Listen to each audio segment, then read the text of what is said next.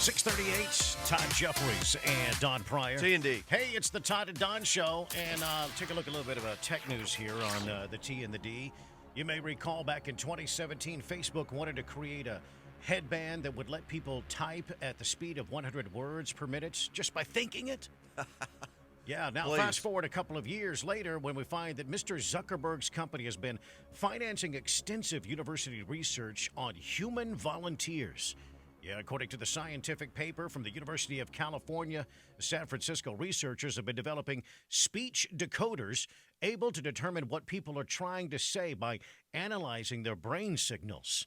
You could type with just your brain, is what Dr. Zuckerberg in his mysterious lab there at Facebook World Headquarters. Wow. So Yeah, what pretty we're, interesting. We're working towards not ever having to use your fingers. That would help me quite a bit.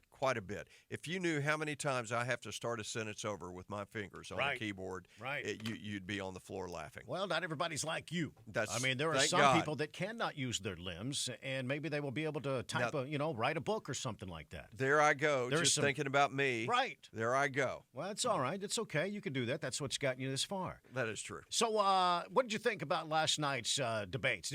Did you watch it? I watched. I couldn't watch all of it because here's why. I found it unwatchable. But what I could watch, what was very, very apparent to me, number one, Beto needs to go to the House. Also, they spent very little time on Donald Trump last night, which is good. They needed to do that. I think they're realizing, hey, we need to get on the issues here, and we need to debate each other, not sit up here and talk about how Donald Trump sucks. Yeah. Well, that's all they did last night was talk about how Mino Orange Man is racist and free health care for all. Well, I didn't hear – what I was saying is personally, I didn't hear that much of that, but I guess you did. But again, I couldn't watch the whole thing because it was so freaking hard to get through it. Marianne Williamson, I hope she gets the nomination because she is so entertaining. She is. I actually think she can conjure up the spirits. I think so. She may be a witch. Yes. If Giles Corey was here, he would throw her in the lake to see if she floats. I was waiting for her to put her crystals out and see what she did with that. But But you say Beto needs to go to the White House. He does. And no. When I say the House, I mean home. Oh, you home. mean he's done? Yes. Go home. Yeah. He had very little time last night, and what he did, He's got nothing to say. Not really. It's like I'm listening. It's like, okay, well, I think I know where. No, never mind. I have no idea where it's still going. see those Beto stickers all around town. Bless their hearts. What are they trying to say when you put a Beto sticker on your vehicle driving around Austin, Texas? What are you trying to say? What's your message? Hi, my name is Jim Smith, and I've given up. That's right. Yes. Listen, we got this ongoing homeless crisis. We had another shooting last night. In fact, 2 people were shot near the Arch, not too far from police headquarters. Another attack and violence involving the homeless community. Well, there's an interesting story this morning on My Fox Austin. Homeless sex offenders. You ever thought about that? Homeless sex offenders? I mean, we often hear stories about that sex offender that's registered and, lives in your neighborhood and turns their light off, their front porch light off on Halloween nights. Right, the classic example. Well, the Austin Police Department says we've got quite a few living on our streets. Typically, a registered sex offender will give their address. So how does it work when that person is homeless? The Austin Police Department says there are more than 1,600 sex offenders registered with the city of Austin. 97 of the registered offenders are homeless. Now, that number is about 4% of an estimated 2,200 homeless people in the city. So how does this all work? Well, police say sex offenders register monthly, quarterly, or yearly. The yearly registrants are the ones that are considered lower risk. However, for any homeless sex offender, he or she has to update police on his or her whereabouts monthly, or that person risks a warrant for their arrest. So as far as a sex offender that's transient, they give us a specific location where they're going to stay, whether it's a Walmart parking lot or a park, a city park, or wherever they're going to live, they tell us that address. Smith says if they don't show up to register, then police will do a compliance check or can issue a failure to register warrant, which is a felony warrant. Smith also said that unlike a sex offender who can give police a home address when they register, a homeless offender doesn't have a permanent address. So that person would give police more of a general area of where they'll be staying that month. In the studio, Molly Oak, KVU News. Could be the stupidest thing I've ever heard of when it comes to law enforcement. If you're a registered sex offender and you're homeless, you need to be in jail. not sleeping in a Walmart parking lot where kids go to and from buying things. No. Yeah. If you're homeless and you're a registered sex offender, you need to go check in at police headquarters every night. Homeless- Nobody should be okay with a registered sex offender sleeping under a bridge, sleeping anywhere in town. No. Unsupervised. No, unsupervised. Exactly right. Able to go anywhere at any time.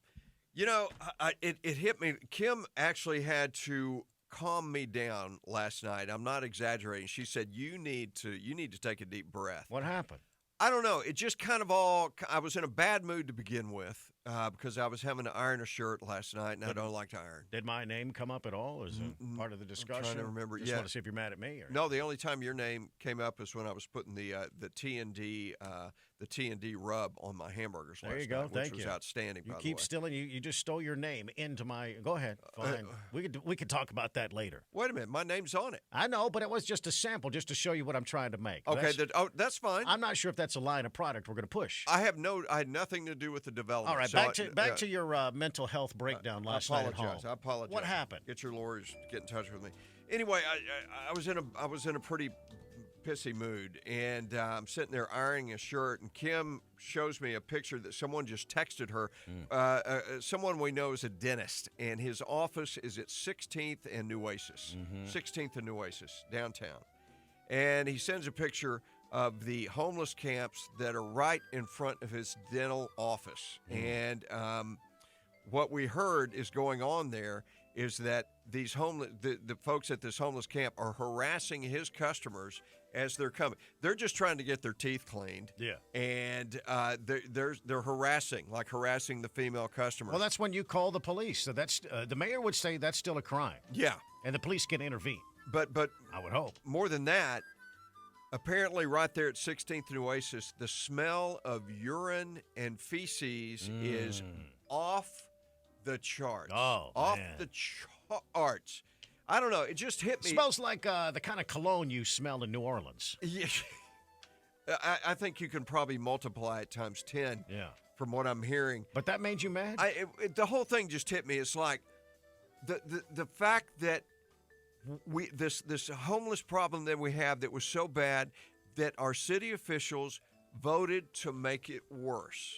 They voted to do everything they could possibly do to make it worse. And it just kind of hit me. And I just kind of lost it. Yeah. I just kind of lost it last night. You blew your top. I blew my top. And Kim said, you need to take a deep breath. Yeah, you do. I was yelling. Yeah. I was screaming. Yeah. And then I finished ironing my shirt. There you go. That's why you were mad. That's mostly. Yeah. I think you should take Friday off. You need a vacation, man. We got a horrible problem. What can we do to make it worse? I just don't know anywhere where people make those kinds of moves. Sorry, man. Sorry you went through that. You got nothing to do with it. 6:45 and a check on traffic. Mr. Grumpy. Southbound 35. Southbound 35 approaching Lakeway Drive coming out of Georgetown. It's very slow because there is an earlier wreck there, and that's backing you up. Take 130 southbound. That's the best bet. That's the easiest solution there for you. Oh, heck, go back home. Go to bed. Or go to the house. Exactly right. Closer into town, we do have a wreck. This is going to be on Man Love. What'd you say? Man Love Wow. at Riverside. And southbound 35 on the service road at Runberg. A traffic hazard being reported there, a little bit slow. Otherwise, typical delays building at the usual spots. Don Pryor with Austin's on-time traffic. Today will be a hot and sunny day with a high near 100. We'll have clear skies and a low of 72 tonight. From the Weather Center, I'm Heather Zayer. This segment brought to you by Natural Biohealth. Did you know genetics and hormones are connected to your weight and physical health? Medical experts at Natural Biohealth specialize in hormone and genetic testing to restore your health. Tell them you heard it on KLBJ for a free appointment. I had a 56 Inspire first. I put the wrong time there. It's 56. Anywho. 6:47, Todd Jeffries and Don Pryor. Yeah. Ladies and gentlemen, you have found the Todd and Don Show. Found it. Got the daily dossier, the top 5 stories you need to know about, coming up at 7:05 this morning. Feral hogs have invaded more Austin neighborhoods. Some unexpected guests are pigging out in this northeast Austin neighborhood. Torn up lawn. Hey, you don't have Pella in that break. I made a mistake. Dozens of feral hogs rummaging through property in Michael Pool's neighborhood. I've seen as many as probably 3 sows and maybe 30, 40 babies. According to John Davis with Texas Parks and Wildlife, these hogs are very good at, well, saving their bacon. The only real effective way to control or manage hogs is to trap them, and you got to set up traps designed to catch the whole sounder. While feral hogs tend to run away when approached by people, Davis says never corner a wild animal. No kidding, man. Never do that. Yeah, that's Fox 7 News' Stephen Sarabia. He adds that the State Parks and Wildlife Department say the problem is not just in Austin, it's all over the state of Texas. We got a hog problem. Yeah. Tearing up. You ever had them in your yard? No. Well, not that I'm aware of. I've never seen them. Never seen hints of them anywhere. But I've seen them in our neighborhood like crazy. Well, man. Went on a late night jog one night about midnight and heard some rustling in the bushes and an empty lot in our neighborhood. Not all of the lots are have a home on it yet. And I kind of shined my flashlight that way, and I saw 4 massive pigs. Massive. I mean, these things were 300-400 pounds, maybe more. And then 40, 50 little ones running around them. It was amazing. It was, and they were just, as soon as I shine my light on it, they just scatter and took off. Yeah. But the Parks and Wildlife Department says the best thing to do is to trap them and relocate them. I'm not sure you can actually do that in your neighborhood. Right. Nobody has the means to do that right away. Or get in a helicopter and shoot them. Well, you can't do that in a neighborhood. No, you can do we that don't down in suggest South that. Texas. You Yeah. got to go down to South Texas. You want to have that kind of fun. That's more satisfying. How can you keep them out of your yard? What can you you can't shoot them in your yard. Right. You can't do that. But can you, I've heard of other people using all kinds of tricks, like throwing a bunch of mothballs in your yard. Oh. And they put it, they try to eat it and it tastes bad and they just don't come back to that area, maybe? Not going to eat at this restaurant anymore. And what are they eating in my lawn? What are they digging up? They digging up worms, grubs, that kind of thing? Oh, in your case, it'd be a deer head. Probably so. Yeah. But other than that, I don't know. I don't have to deal with them. I don't. Not an issue in our neck of the woods. But I really pity anybody that does have to deal with that. We should have an annual weekend where you could shoot hogs anywhere you see them. Even in neighborhoods, man. T&D's hog shoot. Yeah, something like that. Yeah. There's some counties that will give you money if you turn in hog tails. Right. I think Hayes County did that for a while. You go out and you catch your hogs, you cut the tail off, and you take it to the ag office. Right. Wherever it was, and they give you some cash. We can get a sponsor for that. I think you got like $2 to $5, something like that for each tail. I bet each hog GT tail. distributors will get behind that. No, we need an aggressive effort rounding up some of these hogs. That's a perfect way to feed the homeless. Well, that would save us some money. It would solve 2 problems. Let's get aggressive in catching them, and then feed the homeless. Well, I assume this is pork. Is there any? All hogs are pork, Don. Yeah, but is There's no beef pig out there. Well, of course it's pork, but is there any edible pork in a wild hog? Yeah, every damn bit of it. What are you talking? Every damn bit of it. You can eat that. Absolutely. Really? Okay. Why would you not? I'm asking you. I don't have any hog now, experience. I don't know. I've always heard when they get bigger, they start to taste a little gamey. Mm-hmm. You need the little ones. You need the little sucklings. The tiny little ones. Yeah. The tiny little ones that just haven't been on this earth for very long, maybe a few days, and they're just kind of chubby and tiny. I would think those would be the easiest to cook. So juicy and tender. You could probably just microwave those. Oh, right? you could almost walk up and just grab them. Yeah.